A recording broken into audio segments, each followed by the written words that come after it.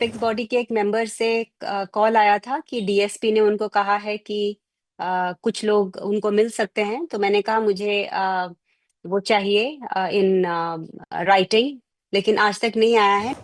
मुझे एक तो दिल्ली में हर जगह फॉलो किया जा रहा है। मैं जहां भी जाती हूँ मेरे पीछे एक गाड़ी लगाई हुई है। वो कौन है, किसने लगाई है, ये मुझे नहीं पता।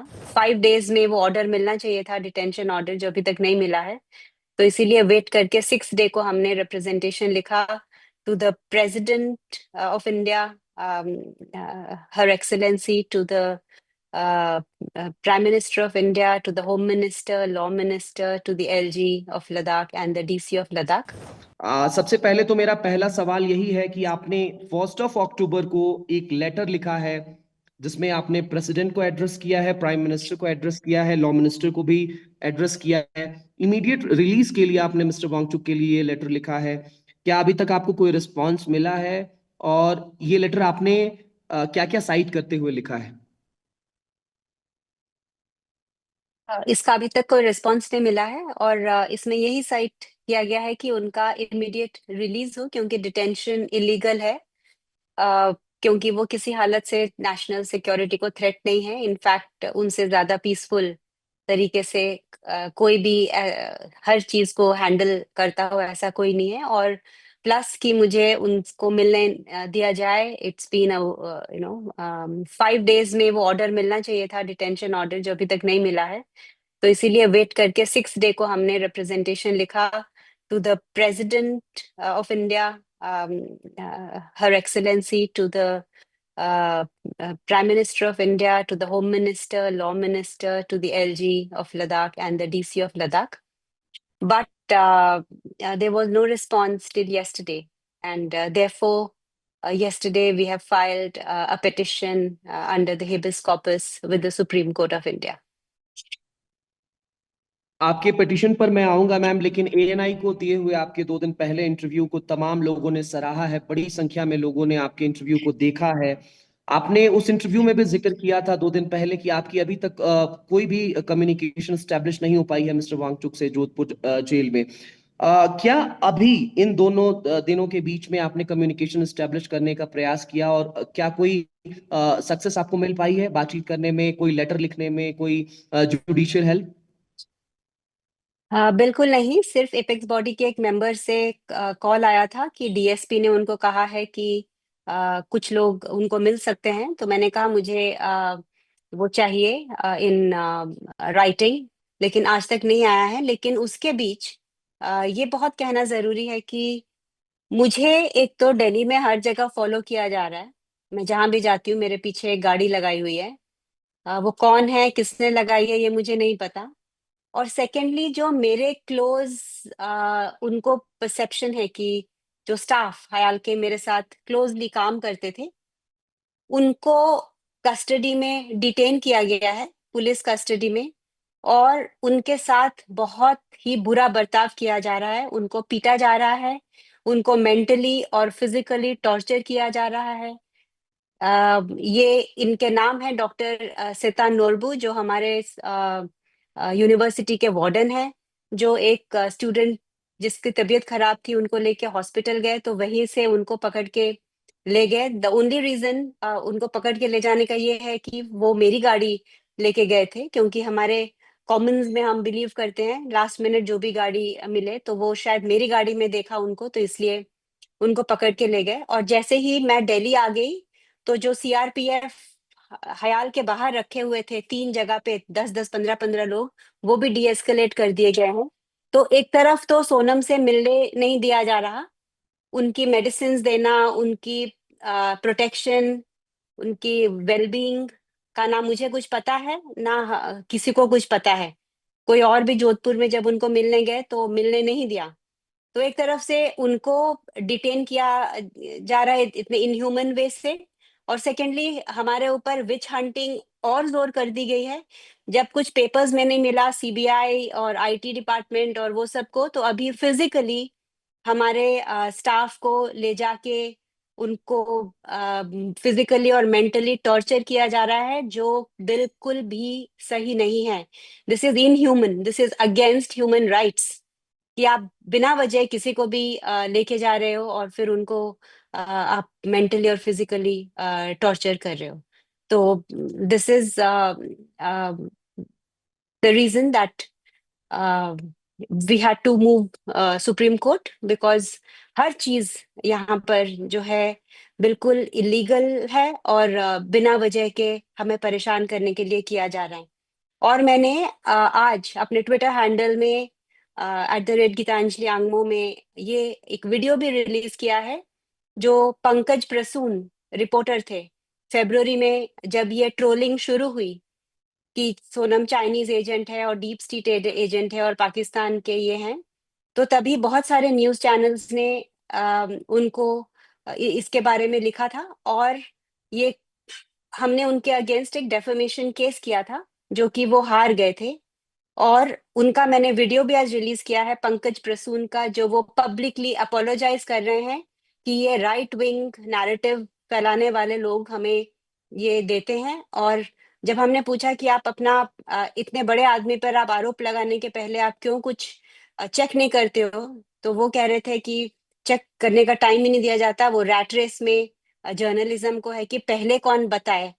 तो मैंने तो ये देखा कि जर्नलिज्म, मीडिया, हर जगह पर ट्रुथ के सर्च जो उनका काम है, कि जो रियलिटी है जो एक आम जनता को नहीं पता उनको वो बताना, वो नहीं करके हम टीआरपी बटोरने के आड़ में, रैट रेस करने के आड़ में हम ये नहीं सोचते हैं कि हम किसी की जिंदगी बर्बाद कर रहे हैं, किसी की लाइफ की पूरे काम के ऊपर हम टार्निश कर रहे हैं उसकी इमेज। तो ये वीडियो बिल्कुल without mincing any words apologise करते हुए पंकज प्रसून कह रहे हैं कि उनको ये करवाया गया। जो राइट विंग ट्विटर हैंडल्स हैं, सोशल मीडिया हैंडल्स हैं, उनको वो भेजा गया और उनको टाइम नहीं दिया गया उसको पब्लिश करने का, और वहां से बस सेंसेशनलाइजेशन शुरू हो जाता है, क्योंकि लोगों को ये करना अच्छा लगता है। किसी बुरे को आप अच्छा कहोगे तो उसमें किसी को इंटरेस्ट नहीं है, पर कोई जो आइकन है, कोई सेलिब्रिटी है, कोई जो इंस्पिरेशन है लोगों का, उसके बारे में बुरा कहेंगे तो वो सेंसेशनलाइजेशन लोगों को पसंद आता है और लोग इस पे इसको यूज कर रहे हैं।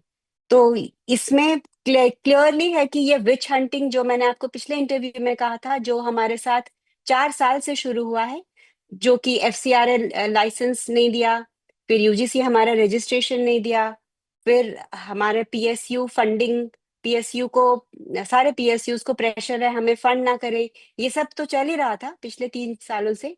अभी 1 महीने से तो सीबीआई, आईटी, लैंड वापस ले जाना, ये सब नैरेटिव्स किए गए। उसके पहले 6 महीने पहले चाइनीज एजेंट, आईएसआई एजेंट, ये सब की विच हंटिंग हुई। और अभी तो फिजिकली सोनम को डिटेन कर दिया और हमारे जो स्टाफ हैं उनको फिजिकली और मेंटली टॉर्चर कर रहे हैं। तो अगर हमारे स्टाफ को वो इतना फिजिकली और मेंटली टॉर्चर कर रहे हैं जस्ट बिकॉज वो सोच रहे हैं कि वो मेरे या सोनम के क्लोज हैं, तो मुझे इस बात का बहुत डर है कि वो सोनम के साथ क्या कर रहे होंगे और क्यों नहीं हमें उनके बारे कुछ बता रहे होंगे। So I am very very worried, क्योंकि वो 15 दिन तक उन्होंने खाना नहीं खाया था। आपने उनके लास्ट वीडियोस में देखा होगा, ही वॉज वेरी वीक। और फिर विद इन 2 डेज फास्ट से निकलते ही उनको जेल ले गया गया। और यहाँ पर हमारे स्टाफ को मेंटली और फिजिकली टॉर्चर कर रहे हैं। तो if I put this 2 and 2 together, तो आई एम वेरी वरिड कि उनके साथ क्या कर रहे होंगे उस जेल में, और किस कंडीशन में होंगे, उनकी हेल्थ किस कंडीशन में होगी। उनको, उनके पास ना कपड़े थे ना मेडिसिन थे। हमने एक दिन, हमको कहा गया कि जैसे ही वहां रुकेंगे तभी फ्लाई करके जाएंगे तो हमसे बात कराई जाएगी, लेकिन तब से लेके आज तक 7वां दिन है, आज 1 हफ्ता हो गया है। इवन एनएसए एक्ट कहता है कि 5 दिन के अंदर अंदर डिटेंशन ऑर्डर देना चाहिए, ओनली एक्स्ट्रा ऑर्डिनरी कंडीशंस हो तो आप 15 दिन तक दे सकते हो, और इसमें कोई एक्स्ट्रा ऑर्डिनरी कंडीशन है नहीं। प्लस उन्होंने कहा था कि जैसे उस दिन वो लैंड करेंगे हमको डिटेंशन ऑर्डर भी भेजेंगे और उनसे बात भी करवाएंगे। So I want this message to reach each nook of the, पूरे देश भर में फैलना चाहिए कि इंडिया में एक सेलिब्रिटी, जो सब पूरा देश जिसके लिए रैली कर रहा है, जिसने ग्रास रूट पे काम किया, अगर उसके साथ ये हो सकता है और उसकी जस्टिस को इतना डिले हो सकता है, और उसको अब जस्टिस, तो एक कॉमन मैन की क्या हश्र है इस कंट्री में? एक कॉमन मैन का क्या रिकोर्स है? वो कहाँ जाएगा? पुलिस के पास जाएगा, मीडिया के पास जाएगा, जस्टिस के पास जाएगा, कहाँ जाएगा अपनी प्रॉब्लम को लेके? क्योंकि किसी को, जो मैंने पिछले एक हफ्ते में देखा, ये भारत विश्व गुरु तभी बनेगा जब हम सच पे खड़े होंगे। सत्यमेव जयते हमारा वो है, नारा है इस देश का। और हर जगह मैं देख रही हूँ, चाहे वो मीडिया हो, चाहे वो कहीं भी हो, वहां झूठ का सहारा लिया जा रहा है। चाहे वो होम मिनिस्ट्री हो, नैरेटिव बनाने का सहारा लिया जा रहा है। तो सच ही नहीं है अगर इस देश में, तो कहाँ से सत्यमेव जयते होगा, और कहाँ से हम विश्व गुरु बनेंगे? मतलब मुझे ताज्जुब है जिस तरह से इसको हैंडल किया जा रहा है, और जिस तरह से इसको miss handle, rather miss handle किया जा रहा है, और जिस तरह से ये फॉल्स नैरेटिव बनाए जा रहे हैं, जब क्लियरली एक जर्नलिस्ट ने पब्लिकली अपोलोजाइज किया है और बोला है कि हमें ये प्रेशराइज किया जा रहा था, टाइम नहीं दिया जाता है, कि जब गलत नैरेटिव देके किसी को फंसाया जा रहा है, और जब किसी ने अपोलोजाइज किया है कि ये हमें नैरेटिव जबरदस्ती बनाया गया, और ये सब एविडेंस होते हुए भी आप एनएसए में एक हफ्ते तक किसी को रखते हो बिना कुछ इंफॉर्मेशन के, और बिना वजह उस इंसान के इंस्टीट्यूट के स्टाफ को आप ले जा रहे हो, फिजिकली और मेंटली टॉर्चर करते हो, उनको बीटअप करते हो। तो एक कॉमन मैन का क्या है यहाँ पर रिकोर्स इनजस्टिस के अगेंस्ट, या उनके साथ जो अनफेयरनेस हो रहा है उसके अगेंस्ट? जब हमारे पिछले इंटरव्यू में मैंने आपसे सवाल पूछा था कि आपने कोई कानूनी रास्ता क्यों नहीं चुना, अब आप सुप्रीम कोर्ट की तरफ बढ़ गई हैं। आपने एनएसए के तहत मिस्टर वांगचुक के डिटेंशन को चुनौती दी है। कल आपने आर्टिकल 32 के तहत पिटीशन फाइल की है। अगर आप बता पाए कि अब आप सुप्रीम कोर्ट पहुंची हैं, क्या कुछ साइट किया गया है, और अब आपने ट्वीट भी कर दिया इसको? हाँ, मैं पिटिशन के डिटेल्स सही वक्त पर बताऊंगी, पर overall immediate release under habeas corpus petition, because it is a detention that we challenge on the grounds of NSA. हम challenge करते हैं इस पर, और the I need the orders to meet him and to check his condition and to know how he is and where he is. So it's for release, safety and protection. आपने दिल्ली में भी बीते दिनों कई प्रेस कॉन्फ्रेंसेस की mister Wangchuck की तरफ से, और तमाम चीजों को लोगों के सामने रखा। इस बीच हमने जोधपुर जेल जेल से तमाम तस्वीरें देखी हैं, हमने नॉर्थ ईस्ट से तमाम तस्वीरें देखी। मिस्टर वांगचुक के सपोर्ट में तमाम लोग सामने आए हैं। जोधपुर जेल से जो तस्वीरें आई वो तो काफी भावनात्मक थी। कई कई लोग पहुंचे वहां पर जोधपुर जेल सपोर्ट में मिस्टर वांगचुक के। ऐसे सपोर्टर्स को लेकर के आपका क्या मैसेज रहेगा जो जेल पहुंच जा रहे हैं मिस्टर वांगचुक, जहां पर डिटेन्ड हैं वहां पर, और तमाम जगहों पर उनके लिए नारे लगाए जा रहे हैं उनके समर्थन में? मैंने फर्स्ट इंटरव्यू में भी आपको कहा था कि जो भी इंसान अकेले में बैठ के अपनी जमीर से पूछेगा, उसको ये आंसर आएगा कि सोनम वांगचुक गलत नहीं है। उनके साथ बहुत बड़ा अन्याय किया जा रहा है, ये किसी को भी समझ में आएगा। और आज के दिन हर इंसान सच्चाई की जीत को चाहता है। तो उनके सभी सपोर्टर्स को पिछली बार की तरह मैं तहे दिल से शुक्रिया अदा करना चाहूंगी कि वो उनके साथ खड़े हैं। पूरा भारत उनके साथ रैली कर रहा है। हर जगह उनके लिए, उनके समर्थन के लिए लोग जुड़ रहे हैं, और ये उतना ही जरूरी है ग्रास रूट में ये सपोर्ट, जितना कि सुप्रीम कोर्ट का पिटिशन। तो ये दोनों साथ साथ ही चलेगा, तो ही सच्चाई की जीत होगी।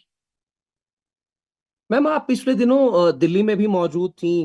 अभी सुरक्षा कारणों से मैं आपका लोकेशन नहीं पूछ रहा हूँ। तो दिल्ली में आपकी क्या किसी एडमिनिस्ट्रेशन के व्यक्ति से मुलाकात हुई, बातचीत हुई? क्या किसी अन्य राजनीतिक दल के नेता से बातचीत हुई? किसी ने आपको सपोर्ट सीक किया? हमारा हर कॉर्नर से हमें सपोर्ट है, लेकिन जैसे मैं शुरू से ही कहती आ रही हूँ कि ये मुद्दा मैं पॉलिटिसाइज नहीं करना चाहती हूँ, क्योंकि ये सोनम और मेरे वैल्यू सिस्टम से अलाइन नहीं होता।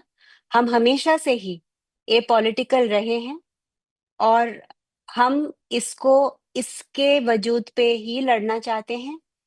लेकिन हर तरफ से हम इसके समर्थन को एक्सेप्ट करते हैं, हम शुक्रिया अदा करते हैं। चाहे वो इन्फ्लुएंसर्स हो, चाहे वो मीडिया हो, चाहे वो पॉलिटिकल हाउसेस हो, चाहे वो एनजीओज हो, सिविल सोसाइटीज हो, अम, चाहे वो खुद सेलिब्रिटीज हो, मेजर जनरल्स हो आर्मी के। हर तरफ से आपने देखा होगा कि इसके लिए एक पॉजिटिव समर्थन मिल रहा है, और हम हर एक को किस शुक्रगुजार हैं। लेकिन हम इसको एक पॉलिटिकल मुद्दा, एक पॉलिटिकल एजेंडा नहीं बनने देना चाहते हैं। जिस प्योरिटी के साथ सोनम ने अपनी पूरी जिंदगी साइंस, एजुकेशन, एनवायरनमेंट, यूथ के लिए अपनी जिंदगी दी है, हम उसी स्पिरिट के साथ इसको आगे लेना चाहेंगे। और इसलिए मैंने यहाँ पर किसी से अभी तक प्रेस के अलावा मैंने मुलाकात नहीं हुई है। लेकिन ये मैं कहना चाहूंगी कि मेरे पीछे अ, एक गाड़ी लगी हुई है, जो मैं जहां जहां जाती हूँ वो मेरे पीछे पीछे आते हैं, और ये मुझे बिल्कुल पसंद नहीं है, क्योंकि ये एक इंडिविजुअल फ्रीडम के राइट को वायलेट करता है। मैं यहाँ पर सोनम की सच्चाई दुनिया भर में रखने आई हूँ, क्योंकि लद्दाख में इंटरनेट को जैम कर दिया गया था, और किसी मीडिया को मुझे मिलने नहीं दिया जा रहा था, और मेरी मूवमेंट को सर्वेलेंस किया जा रहा था। तो इसलिए मैं दिल्ली आई हूँ, ताकि मैं यहाँ पर जो सच्चाई है, जो सोनम का हक है, जो हयाल का हक है, जो हयाल की सच्चाई है, वो मैं दुनिया के सामने रख सकूं। और ये बिल्कुल नाइंसाफी है और गलत है जो हम कंडेम करते हैं, कि ये बिल्कुल किसी के पीछे ऐसे गाड़ी लगाना कंडेमनेबल एक्शन है। किसी के इंस्टीट्यूट पे जब आपको कुछ नहीं मिला पेपर्स में, वहां के स्टाफ को ले जाके उनको हैरेस करना, उनको फिजिकली और मेंटली टॉर्चर करना, ये हम बिल्कुल कंडेम करते हैं। अगर आपने एनएसए के अंतर्गत सोनम को लिया है, तो हम उसको चैलेंज कर रहे हैं। हम तो और कोई एक्टिविटी नहीं कर रहे। हम तो इसको लीगली, कॉन्स्टिट्यूशनली जो सही है उससे हैंडल कर रहे हैं। तो ये गुजारिश है कि दूसरी साइड भी थोड़ी ग्रेसफुली, जिस तरह से ये करना चाहिए कॉन्स्टिट्यूशन में, जो कि मदर ऑफ डेमोक्रेसीज है, उसको पालन करे, और इतनी लो लेवल की एक्टिविटीज पे स्टूप ना करे कि आप लोगों को फिजिकली और मेंटली टॉर्चर करो, और सोनम वांगचुक की वाइफ को दिल्ली में फॉलो करते फिरो।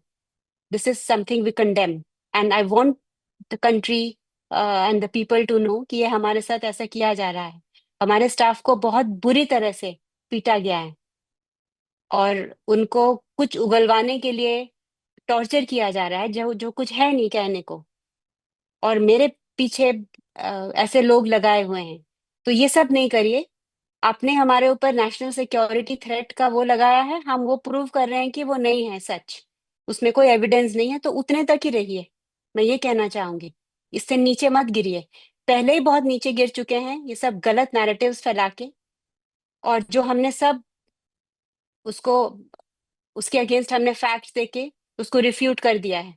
अभी फिजिकली लोगों के पीछे भागना और उनको टॉर्चर करना, इतनी तो नीचे मत गिरिए।